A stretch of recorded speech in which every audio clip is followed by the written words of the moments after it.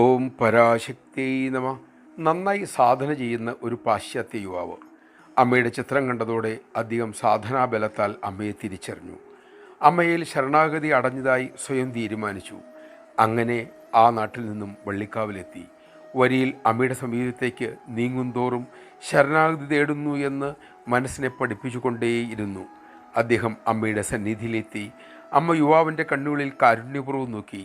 യുവാവ് പറഞ്ഞു, അമ്മേ, ശരണാഗതി അടയാൻ ഞാൻ ആഗ്രഹിക്കുന്നു, അതിന് മാത്രം ആഗ്രഹിക്കുന്നു.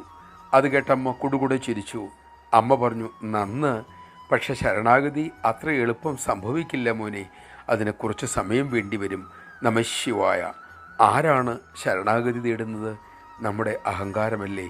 ആ അഹങ്കാരത്തെ അമ്മ ചൂണ്ടിക്കാണിച്ചു തരാതെ, തിരിച്ചറിയാതെ നമുക്കെങ്ങനെ അതിന് സമർപ്പിക്കാനാകും?